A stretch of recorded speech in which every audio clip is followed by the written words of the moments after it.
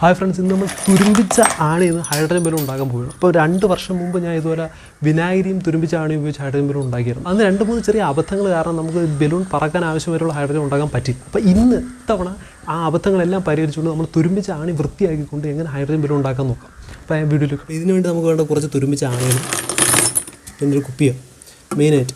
അപ്പോൾ നമുക്ക് ഈ തുരുമ്പിച്ച ആണി തന്നെ വേണമെന്നില്ല. കാരണം എന്താണെന്ന് വെച്ചാൽ നമുക്ക് ഏതെങ്കിലും ഇരുമ്പിൻ്റെ, അത് ഈ പച്ചിരുമ്പിൻ്റെ ചെറിയ ചെറിയ കഷ്ണങ്ങളായാലും മതി. അപ്പോൾ ഈ ആണി എടുക്കാനുള്ള പ്രധാനപ്പെട്ട കാരണം എന്ന് വെച്ചാൽ ഇത് ശരിക്കും എൻ്റെ വളരെ ചെറിയ ചെറിയ കഷ്ണം ഇരുമ്പായതുകൊണ്ടാണ് ഈ ആണി മെയിനായിട്ട് എടുക്കുന്നത്. മാത്രമല്ല തുരുമ്പിച്ച ആണിയാണെങ്കിൽ അതിൻ്റെ തുരുമ്പ് പോവുകയും ചെയ്യും. അപ്പോൾ നമുക്ക് 2 കാര്യങ്ങൾ ഒറ്റയടിക്ക് ചെയ്യാൻ പറ്റും. അപ്പോൾ അതുകൊണ്ടാണ് ഞാൻ തുരുമ്പിച്ച ആണി ഇവിടെ എടുക്കുന്നത്. അപ്പോൾ ആദ്യത്തെ പടി എന്തെന്ന് വെച്ചാൽ ഈ ആണികൾ കുപ്പിക്കകത്ത് നിറയ്ക്കുന്നത്, മാക്സിമം ആണി ഇതിൻ്റെ അകത്ത് കുപ്പിക്കകത്ത് മാക്സിമം നിറച്ച് വയ്ക്കുന്നത്. അതിനുവേണ്ടി നമ്മൾ ആണി എടുത്തിട്ട് അതുകൊണ്ട്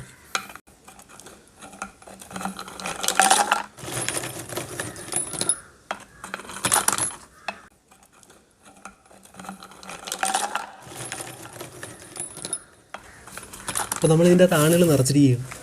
ഇവിടെ നമ്മൾ ചെയ്യുന്നത് എന്തെന്ന് വെച്ചാൽ ഇത് ഇരുമ്പാണ്. ഇരുമ്പ് ആസിഡ്, ഏതെങ്കിലും ഒരു ആസിഡുമായിട്ട് റിയാക്ട് ചെയ്യുമ്പം ഹൈഡ്രജനും വേറൊരു രാസവസ്തുവായിട്ട് മാറുകയാണ് ചെയ്യുന്നത്. അപ്പോൾ ഈ എത്രത്തോളം വീര്യം കൂടിയ ആസിഡാണ് നമ്മൾ ഉപയോഗിക്കുന്നത് അത്രത്തോളം ഹൈഡ്രജൻ കൂടുതലുണ്ടാകും. അപ്പോൾ ഞാൻ മുമ്പത്തെ വീഡിയോ 2 കൊല്ലം മുമ്പ് ഇതേ ചാനലിൽ ഞാൻ ഒരു വീഡിയോ ഇട്ടിരുന്നു. അതിലെന്ന് പറഞ്ഞാൽ ഞാൻ ഉപയോഗിച്ചത് വിനാഗിരിയാണ്, അതായത് അസറ്റിക് ആസിഡാണ്. അത് വളരെയധികം വീര്യം കുറഞ്ഞത്, അതായത് നമുക്ക് സാധാരണ ഉപയോഗിക്കുന്ന വിനാഗിരിയാണ്. അത് വളരെയധികം വീര്യം കുറഞ്ഞതാണ്. അതുകൊണ്ട് തന്നെ വളരെ കുറച്ച് ഹൈഡ്രജൻ മാത്രമേ അന്നുണ്ടായുള്ളൂ.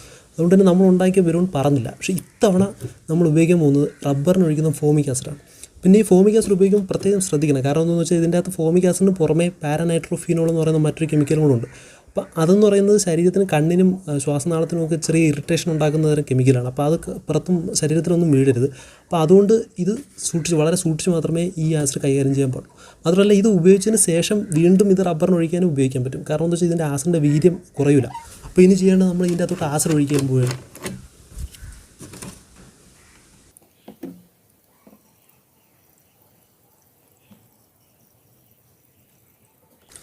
നമ്മൾ ആസിഡ് ഒഴിച്ചിരിക്കണം. അപ്പോൾ നമ്മൾ ഇത്ര നേരം ഒഴിച്ചത് കോൺസെൻട്രേറ്റഡ് ആയിട്ടുള്ള ഫോമിക് ആസിഡാണ്. ഇനി ഇതിൻ്റെ അകത്തോട്ട് ഏതാണ്ട് ഈ ലെവൽ വരെയും ആസിഡിൻ്റെ അംശം വേണം. നമുക്ക് കുറച്ച് വെള്ളം കൂടെ ഒഴിക്കും.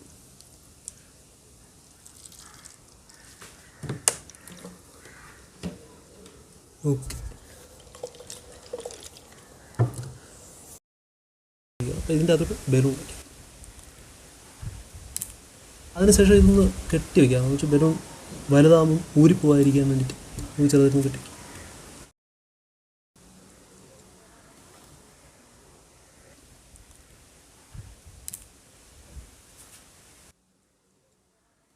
നിങ്ങൾക്ക് കാണാൻ പറ്റും, നമ്മൾ വച്ചിട്ട് അരമണിക്കൂറോളം ആയില്ല, അതിന് മുമ്പ് തന്നെ ഇത് ഇത്രയും നിറഞ്ഞിരിക്കുകയാണ്. നിങ്ങൾക്ക് ഇവിടെ നല്ല രീതിയിൽ കാണാൻ പറ്റും. ഇതിൻ്റെ അകത്ത് ഹൈഡ്രജൻ ഉണ്ടായിക്കൊണ്ടിരിക്കുന്നത്, ചെറിയ ചെറിയ കുമ്പളകളായിട്ട് ഉണ്ടായിക്കൊണ്ടിരിക്കുന്നത് നിങ്ങൾക്ക് നല്ല രീതിയിൽ കാണാൻ പറ്റും. ഇവിടെ സംഭവിക്കുന്നതെന്ന് വെച്ചാൽ നമ്മുടെ ഇരുമ്പെന്ന് പറയുന്നത് ഏത് ആസിഡുമായിട്ട് റിയാക്ട് ചെയ്താലും ഹൈഡ്രജൻ ഉണ്ടാക്കും. നമ്മളിവിടെ ഫോമിക് ആസിഡുമായിട്ട് റിയാക്ട് ചെയ്യുന്നതുകൊണ്ട് അയൺ ഫോമേറ്റും ഹൈഡ്രജൻ ഗ്യാസും ഉണ്ടാക്കുന്നത്. സൾഫ്യൂരിക് ആസിഡുമായിട്ടാണ് റിയാക്ട് ചെയ്തതെങ്കിൽ ഫെറസ് സൾഫേറ്റും ഹൈഡ്രജൻ ഗ്യാസും ഉണ്ടാകും. അപ്പോൾ ഇവിടെ അതാണ് സംഭവിക്കുന്നത്. ഇപ്പോൾ ഈ ഇരുമ്പെന്ന് പറയുന്നത് എളുപ്പം റിയാക്ട് ചെയ്യുന്ന ലോഹങ്ങളിൽ ഒന്നാണ്. ഇപ്പോൾ ഇരുമ്പിനെക്കാട്ടി നന്നായിട്ട് റിയാക്ട് ചെയ്യുന്നതാണ് അലൂമിനിയം, അതുപോലെ തന്നെ മഗ്നീഷ്യം, അതുപോലെ നമ്മുടെ സോഡിയം എന്ന് പറയുമ്പോൾ ഏറ്റവും ഭയങ്കരമായിട്ട് റിയാക്ട് ചെയ്യുന്നത്. ഞാൻ മുമ്പ് ഒരു വീഡിയോ ഇട്ടിരുന്നു സോഡിയത്തിനെ കുറിച്ച്. അപ്പോൾ അതിൽ ഇരുമ്പെന്ന് പറയുന്നത് ഒരല്പം കുറച്ച് വളരെ പതുക്കെയാണെങ്കിലും റിയാക്ട് ചെയ്യുന്ന ഒരു ഇത്തരം ലോഹമാണ്. അതുകൊണ്ടാണ് നമുക്കിവിടെ ഹൈഡ്രജൻ ഗ്യാസ് കിട്ടുന്നത്. മറ്റ് ലോഹങ്ങൾ, അതായത് മഗ്നീഷ്യം, അതുപോലെ അലുമിനിയം, അതും ആസിഡായിട്ട് റിയാക്ട് ചെയ്യുമ്പോഴും ഹൈഡ്രജൻ ഗ്യാസ് നമുക്ക് കിട്ടും. അപ്പോൾ 1 മണിക്കൂർ കഴിഞ്ഞപ്പോഴേക്കും നമ്മുടെ ബലൂൺ ഏതാണ്ട് പകുതി വലുതായിട്ടുണ്ട്. അപ്പോൾ ഇപ്പോൾ എടുത്തു കഴിഞ്ഞാൽ ഇത് പറക്കില്ല. കാരണം എന്ന് വെച്ചാൽ ഇതിൻ്റെ അകത്ത് പറക്കാൻ വേണ്ടിയിട്ട് ആവശ്യമായിട്ടുള്ള ഹൈഡ്രജൻ നിറഞ്ഞിട്ടില്ല. കുറച്ചുകൂടി, അതായത് കുറച്ചുകൂടി വലുതായാൽ മാത്രമേ ഇത് മുകളിലേക്ക് ഉയരുകയുള്ളൂ. അപ്പോൾ അതുവരെ നമുക്ക് കാത്തിരിക്കണം. ഏതാണ്ട് 1 മണിക്കൂർ കൊണ്ട് നമുക്ക് കാത്തിരിക്കാം. ഇപ്പോഴും നിങ്ങൾക്ക് നോക്കി കാണാൻ പറ്റും, ഇതിൻ്റെ അകത്ത് ഒരുപാട് ബബിൾ ഉണ്ടായിക്കൊണ്ടിരിക്കുകയാണ്. അതായത് ഇതിൻ്റെ അകത്ത് ഹൈഡ്രജൻ ഇങ്ങനെ ഉണ്ടായിക്കൊണ്ടേ ഇരിക്കുകയും. അപ്പോൾ എന്തായാലും നമ്മൾ വച്ചിട്ട് 2.5 മണിക്കൂർ കഴിഞ്ഞിരിക്കുകയാണ്. ഇത് ഈ ബലൂൺ പറന്നു പോകാൻ ആവശ്യമായിട്ടുള്ള ഹൈഡ്രജൻ നിറഞ്ഞതെന്ന് തോന്നുന്നു. എന്തായാലും നമുക്കത് എടുക്കാം.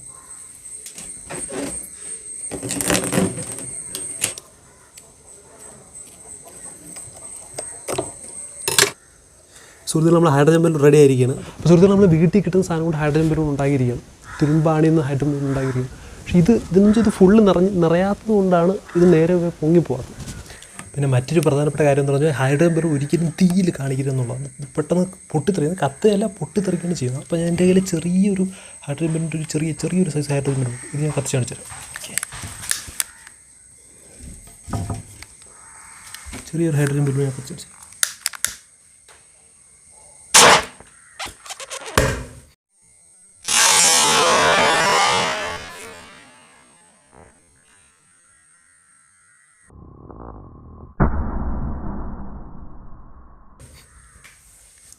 അപ്പോൾ നമുക്ക് ബാക്കി വന്ന ആസിഡ് ബാക്കിയുള്ള ആവശ്യങ്ങൾക്ക് വേണ്ടിയിട്ട് മാറ്റി വയ്ക്കും.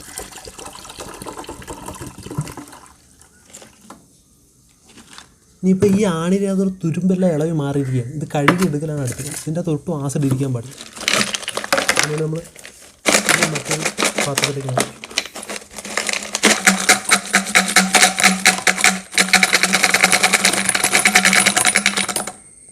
പിന്നെ നമുക്കിത് ജസ്റ്റ് ഒന്ന് കഴുകി വൃത്തിയാക്കി എടുക്കാം.